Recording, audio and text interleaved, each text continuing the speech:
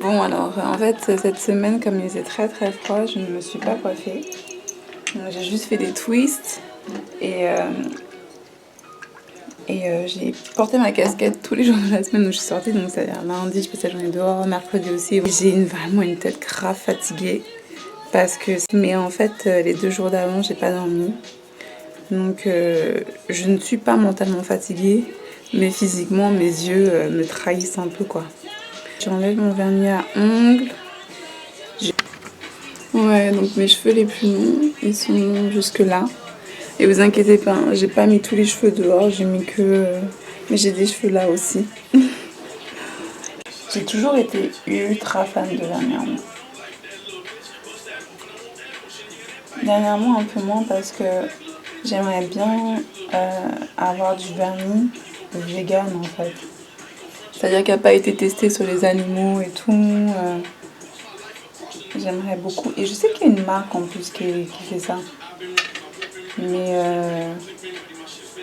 mon argent, franchement, tout ce que j'ai, je le réutilise pour tout ce qui est tissu, tout ce qui est boutons, tout ce qui est mercerie et tout. Donc je dépense très peu d'argent sur moi. C'est-à-dire que j'achète tout ce qui est poudre Amla, tout ce qui est poudre Nîmes pour faire mes masques. Donc j'utilise très peu de choses en fait. Pour mon corps, j'utilise très peu de choses. De karité cru qui est fait en Côte d'Ivoire. Ça c'est ce que j'utilise pour mon visage. Ça c'est mon déodorant. Ça c'est ma crème anti-solaire et ça c'est de la glycérine. Et là c'est ma brosse pour cheveux. Voilà, c'est ce que je vais te montrer un petit truc. On travaille pas. Hein, on travaille pas. Hein. Alors moi je fais tout en soum soum maintenant. J'ai bien compris mes leçons. Je fais tout en soum soum. Je sais pas pourquoi c'est flou là. Désolée oh. C'est flou.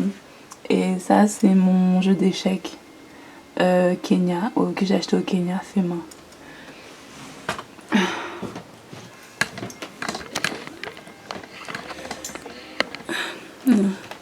Alors là cette porte de placard là qui est bizarre là. En fait avant ici il y avait plein de photos.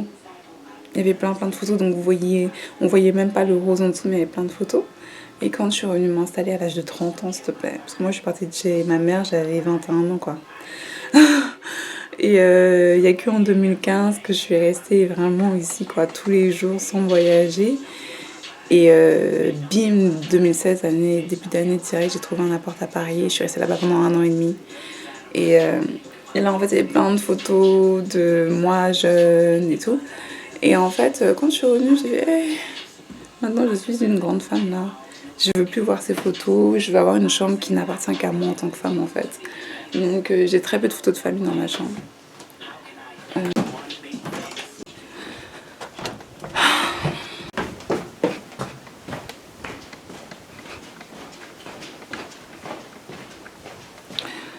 Yes, the kitchen!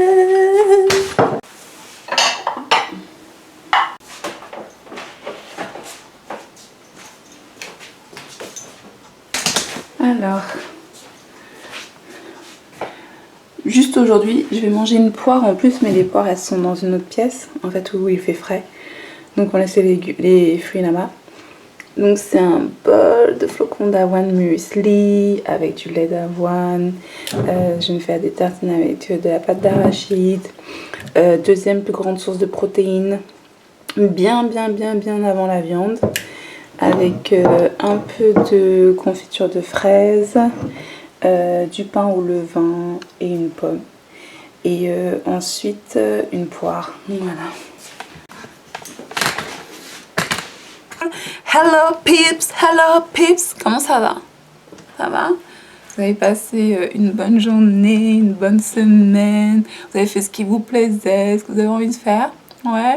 Tout se passe bien, votre chéri va bien, hein? Cool, ça fait plaisir, c'est ça qu'on aime. Alors, relations mixtes, les couples mixtes. La relation mixte, oh, c'est quoi ça? Relation mixte. Relation mixte. Mixte? Mixte de quoi même? Là, faut m'expliquer parce que relation mixte, couple interracial, interracial dans la race humaine, c'est ça? C'est interne à la race humaine? Ok. Il y a quoi d'autre, comment on dit aussi? Couple métis. Couple métis. Couple, les deux parents sont métis ou c'est comment? Ou il y a quoi d'autre encore? Couple non, extra-communautaire. En dehors de la communauté, c'est ça? Comme beaucoup, je suis comme vous. L'amour, c'est l'amour. Tu vas pas nous saouler.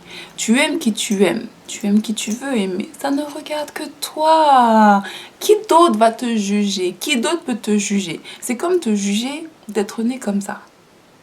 Il y a des choses vraiment là, personne ne peut juger ça. On ne peut pas juger qui tu aimes, pourquoi tu aimes cette personne-là. Et on ne peut pas juger pourquoi tu as été fait comme ça par Dieu sur cette terre. Ok?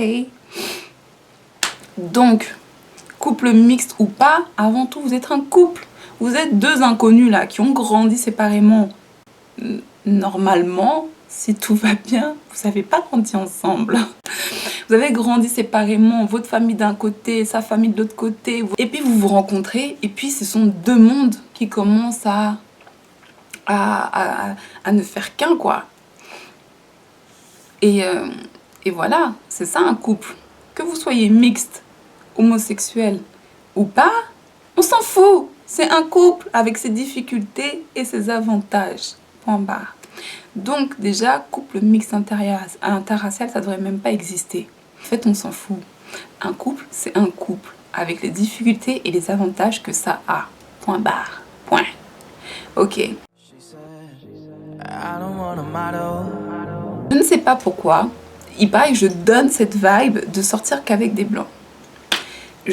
En l'occurrence, je me fais souvent draguer par des blancs. Des mecs mignons, des mecs moins mignons, des vieux, des jeunes, des pervers chelous, ou des mecs cool, ou des timides. C'est comme ça, j'y peux rien. Faut leur demander à eux ce qu'ils ont dans leur tête. Parce que moi, personnellement, quand je regarde un mec blanc, je vois plus un mec cool que autre chose. Mais ça, c'est une question de goût. Ok? Donc comme je l'ai déjà dit dans une autre vidéo, la dernière fois que je suis sortie avec un mec blanc, la dernière fois que j'ai eu quelque chose, ne serait-ce que d'intime avec un mec blanc, j'avais 19 ans. Aujourd'hui, j'en ai 30. Très bientôt, j'en aurai 31.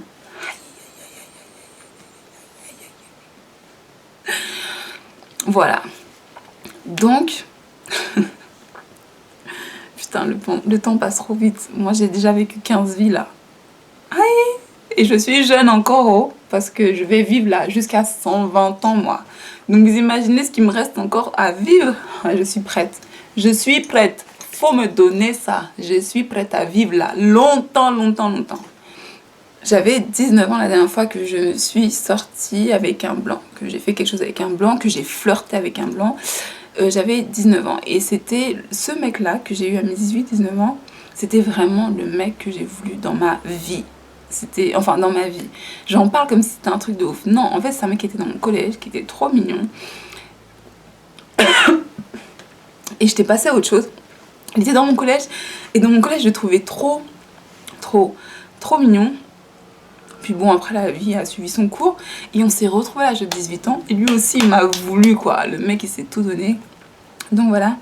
Mais c'était le seul. Après, il y a eu un autre blanc avec qui je suis sortie à l'âge de 15 ans. Et en fait, si j'avais pu éviter de sortir avec lui, franchement, je l'aurais fait. Je l'aurais fait et je voulais pas sortir avec lui. Enfin, bref. Ça, c'est vieux. Sinon, à part ces deux-là, il n'y en a pas eu d'autres. Je ne suis jamais sortie avec un métis, je ne suis jamais sortie avec un arabe, je ne suis jamais sortie avec un asiatique, je ne suis jamais sortie avec un latino, voilà, cherchez le mot, un latino. Je suis sortie une fois avec un antillais, super sympa, mais d'une politesse. Franchement, j'étais une dingue par rapport à lui. Et le mec était trop poli, quoi. Trop poli. Trop poli. Mais quand je veux dire trop poli, c'est même le poli. Trop poli, quoi. Mais c'était... Mais trop gentil. On a resté plusieurs mois ensemble. Trop gentil, trop respectueux. Genre trop respectueux, quoi. Vraiment, les gens qui ont des stéréotypes sur les Antillais, moi, je vais vous dire, le seul mec antillais avec qui je suis sortie, c'était le mec le plus carré de la vie, là. C'était... Je sais pas comment vous dire, mais bon, voilà quoi. Et en fait, voilà, sinon je suis toujours sortie qu'avec des noirs africains. Et de préférence, moi j'aime bien les mecs qui ont beaucoup de mélanine, quoi. La mélanine, quoi. La mélanine. Moi j'aime ça. Moi j'aime ça. J'aime la mélanine. Après j'ai des yeux, je vois tout. Je vois tout. J'ai des yeux. Je peux voir quand un blanc est mignon. Je peux voir quand un asiatique a le flow là comme ça. Je peux voir quand un arabe a le flow aussi comme ça. Mais ma connexion, elle s'établit en Wi-Fi direct quand je suis avec déjà un mec qui réfléchit. Mais qui réfléchit. Moi, je suis une michetonneuse du savoir. Si tu sais pas, tu m'intéresses pas. Point barre. En fait, c'est comme ça. Si tu ne sais pas, tu ne m'intéresses pas. Je suis une michto du savoir. Si je peux pas te michetonner intellectuellement, t'es pas fait pour être mon gars. Si je ne peux pas te michetonner intellectuellement, tu n'es pas fait pour être mon gars. J'aime les hommes qui savent, j'aime les hommes qui apprennent, j'aime les hommes qui se cultivent, j'aime les hommes qui s'enrichissent intellectuellement. Parce que quand ça commence bien là, et le reste de toute façon suit.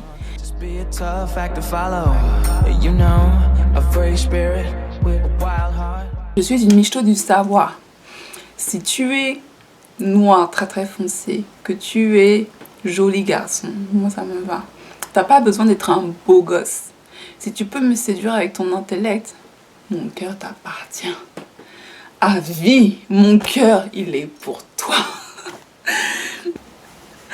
C'est bon, tu m'as, je suis séduite. Je crois qu'il y a un mot en plus pour ça. C'est-à-dire que moi, plus un homme est intelligent, plus un homme me séduit.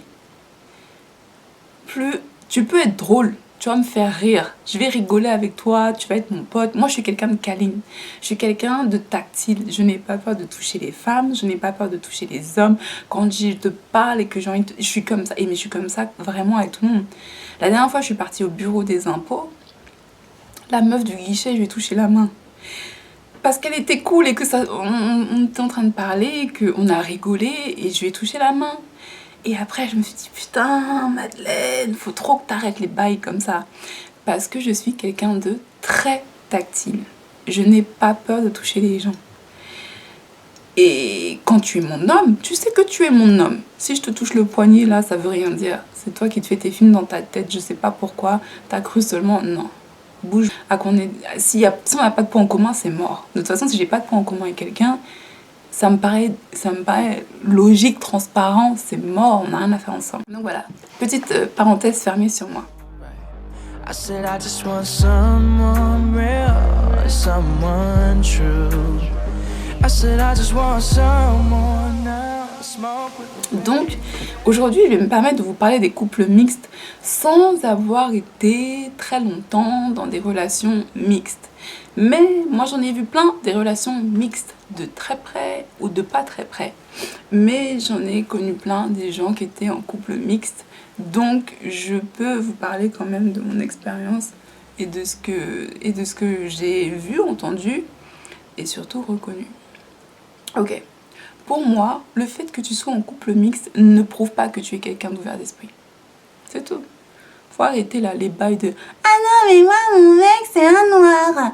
Alors, quand je dis mes conneries, bah, je peux pas être raciste puisque mon mec, c'est un noir. » Eh, il y a des mecs qui vont tabasser des femmes. Hein. Pourtant, leur maman, c'est une femme aussi. Il y a des choses comme ça, j'ai envie de dire, les gens, faut qu'ils arrêtent. C'est pas crédible, t'es pas crédible. Si tu sors une parole raciste, c'est une parole raciste. Ton mec là, c'est pas un joker. Genre, ah non mais mon mec il est noir. Et alors, il y a des mecs qui vont insulter des femmes. Pourtant leur mère, c'est une femme. On sait ça, ok?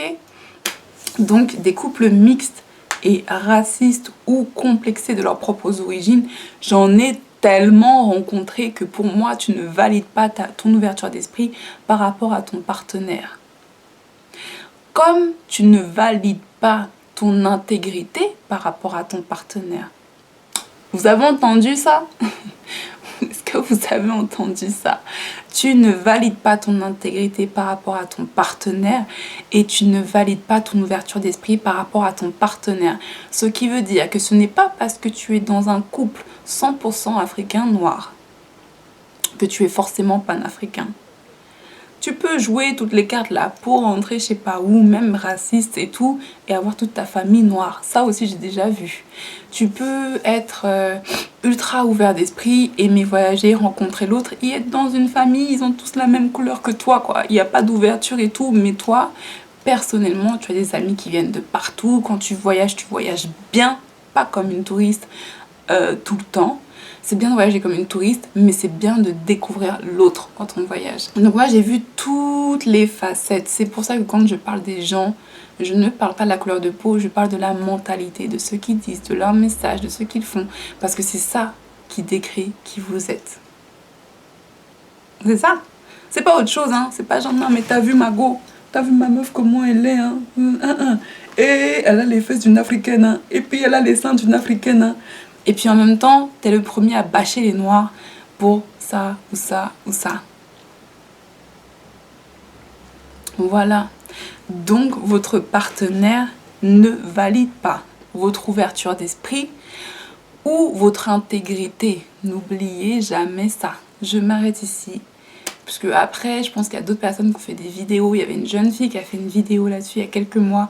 J'avais laissé un commentaire en disant « Ah, j'avais fait une vidéo comme ça ». Parce que j'avais déjà fait une vidéo comme ça.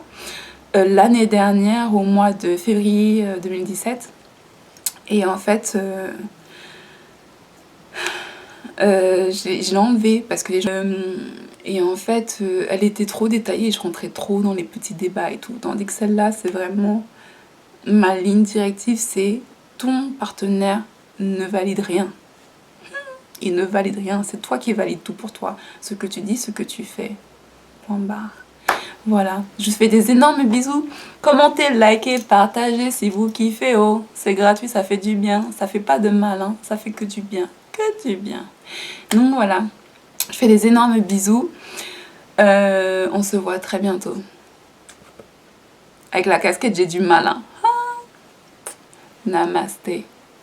Bye guys.